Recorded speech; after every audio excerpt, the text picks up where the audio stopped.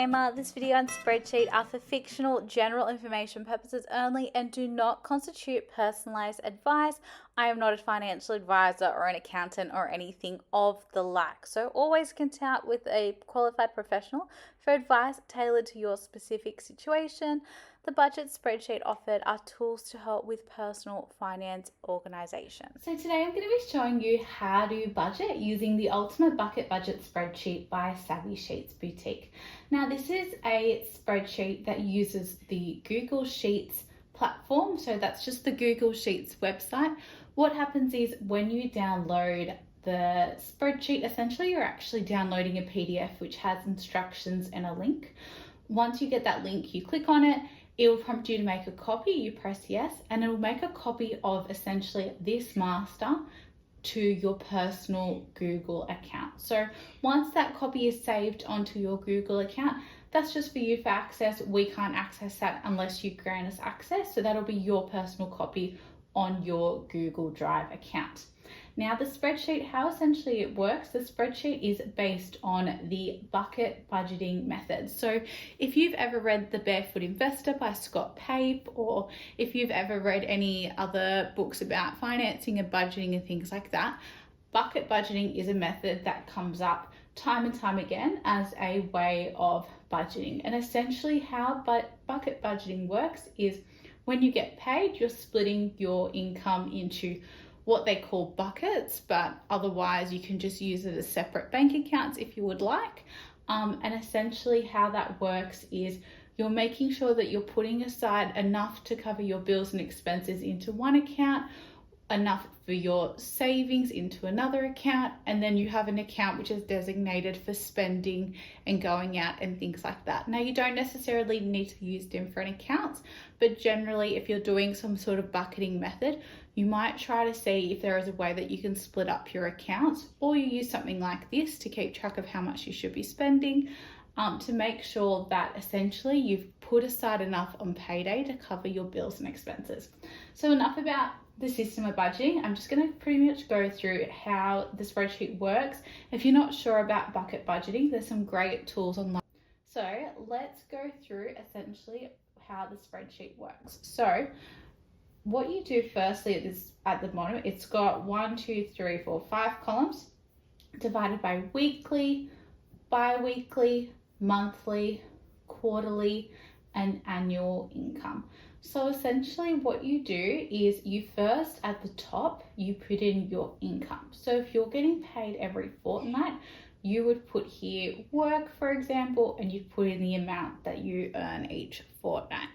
Now, hypothetically, let's just say that you are two partners working together. One partner gets paid weekly, one gets paid fortnightly. You would just put in, again, partner one and the amount they're earning, then partner two and the other, or you can put your names in. As long as it's in the correct column based on how often they're paid with the correct amount, the spreadsheet should hopefully be able to work out the rest roughly. So once you have put this in the income at the top, it'll then divide your income into a weekly amount. So this is how you know roughly how much income you should be getting per week. Even if you know that each year, for example, you're gifted, $1,000 from mum and dad for Christmas every year or something like that, that's income that's reliable, you can put that in and it'll essentially, all the income that you have coming in, will divide that into a weekly amount as well. So if you have a look down here, this next column here is now for your expenses. So essentially what you do under here is you put in all your expenses. So let's just say that each week you are going and getting medicine, and that medicine that you're buying each week is costing you $80. Okay, so if you put it in like that, the best thing about this spreadsheet is that the totals at the bottom will automatically update. So now we can see that this individual here is spending $230 a week on weekly expenses. Okay, so it's pretty simple. Next, let's have a look at the bi-weekly expenses and the monthly expenses. So some bills aren't every month. They might be every quarter. They might be once a year. So what you need to do with all your expenses is you need to be putting them in based on how often you pay them. So let's just say that you pay rent every month and it's $3,000. You would put it into the spreadsheet and update like this. the spreadsheet automatically updates at the bottom. So at the bottom of each column, it has the cost. So for the monthly column, it has the monthly cost, quarterly cost. And then what it does for each column is it divides it into a weekly amount. So for the bi-weekly column, it divides it by 2. The monthly, it divides it by 4 because it's done based on a 28-day month.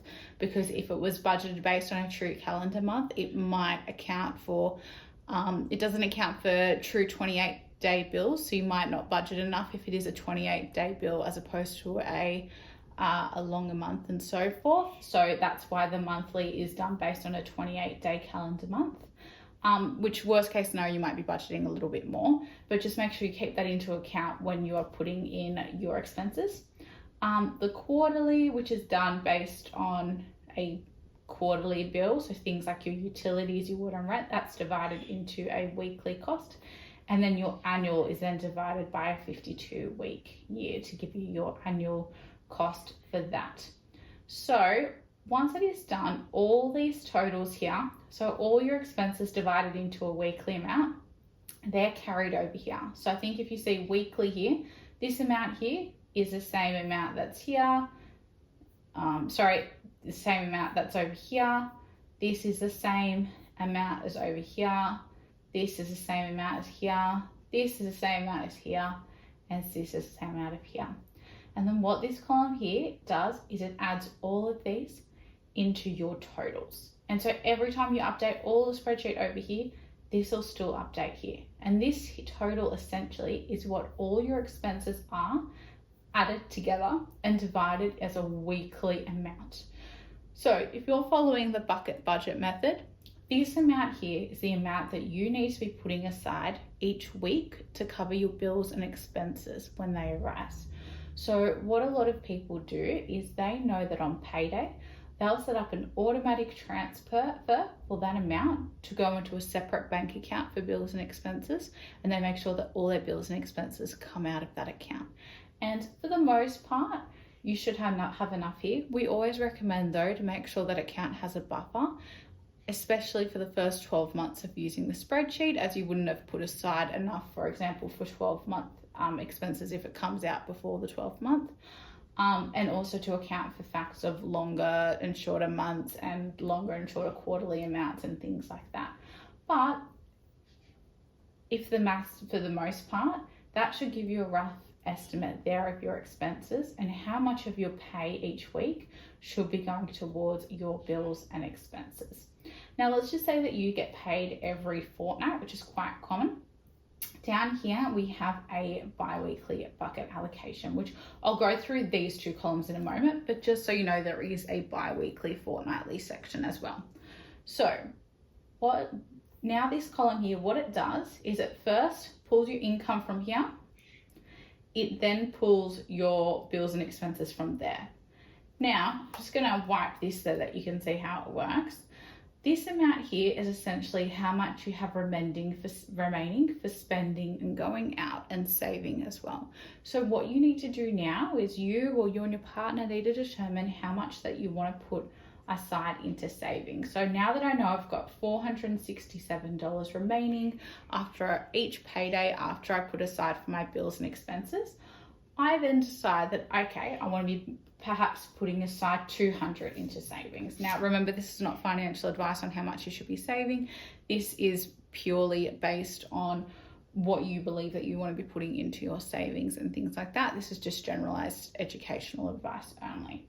So once you have put in how much that you want to put into your savings, this amount here is what is remaining for spending. And essentially that you know that that is your amount that you can spend each week, knowing that you, for the most part, have accounted for your expenses, your bills and expenses, and knowing you've put aside what you wanted to into your savings. So again, if you are the type that you have a bank account and you set up automatic transfers, this is the amounts here that you'd be putting into each bucket. So essentially you'd get paid this income per week. You would then put aside this amount into your bills and expenses.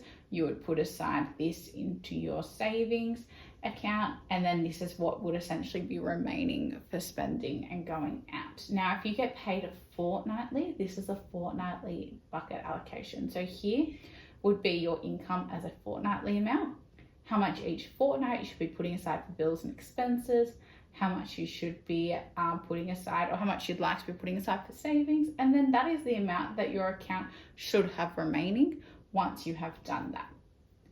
So these columns here is a good summary as well to know how much it is that you're actually spending. So it's really clear to see, okay, you know what, my annual expenses are quite high. I'm paying $1,500 a year for car services and insurance, but broken out as a weekly cost, it's only about $57, which is quite manageable given that, you know, the car and the usage of the car and so forth. But then I can see that my monthly expenses are quite high. But my monthly expenses, it does make sense that they're quite high. It includes things like my mortgage, health insurance, and things like that.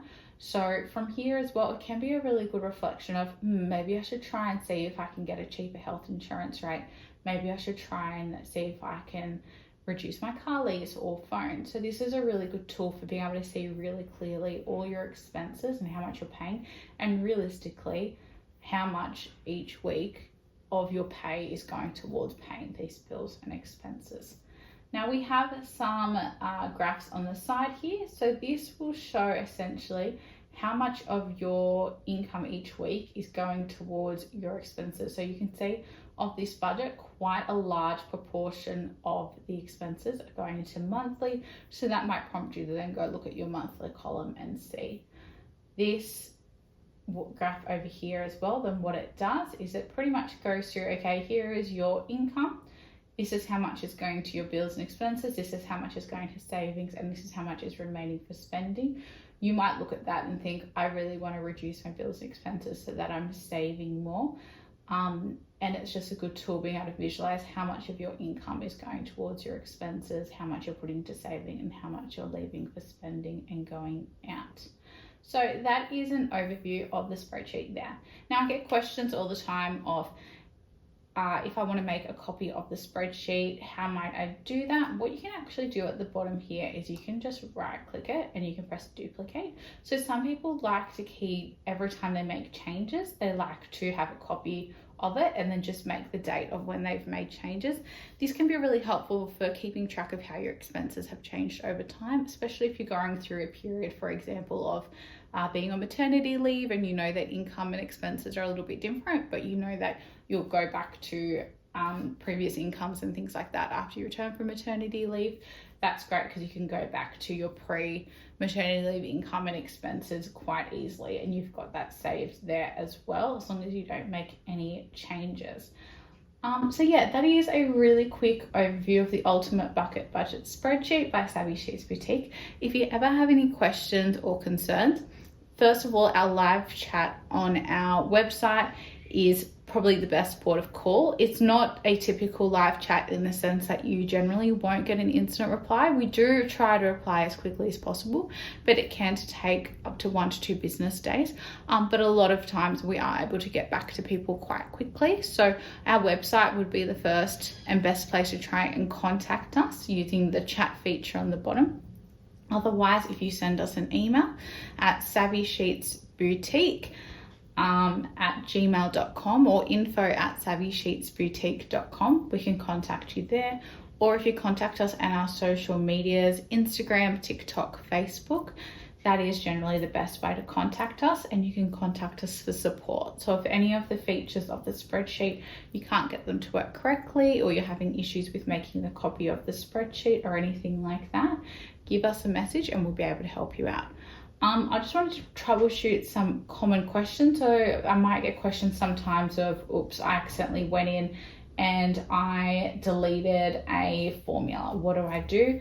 You can press the undo button there. Otherwise, what you can do is you can go back to your emails to the original link we sent you to make a copy of the spreadsheet. You can copy whatever it is. So I'll just, for an example, let's just say that you want this formula here, you accidentally deleted it. Once you make a copy, you can copy that formula and then you can paste it into the square up here of your one that you're editing yourself. So that's a good way to restore if you accidentally delete any of the formulas in Spreadsheet. So the best thing about this is that you don't need to know how to use formulas in Excel. The formulas are all done for you. It's just about making sure that you're putting in your inputs correctly so that you're able to budget the right amount. So I really hope this was a helpful video for you today. If you've got any questions, please reach out to us on social media. We love to hear from you and how your budgeting is going, and all the best with your future budgeting. We'd love if you could tag us in any videos, Instagram posts and things like that. We love watching the Savvy Sheets community grow, and we love to hear your stories on whether this system has worked for you and how it's worked for you. So please make sure if you do post to tag us. We love to see your tags and comments. Also, don't forget to leave us a review, especially if you purchase from our Etsy seller store. Otherwise, our website as well. We love to see your reviews on there as well. But as always, hope you have a wonderful day and happy budgeting. And thank you for helping us to empower your finances with Savvy Sheets Boutique.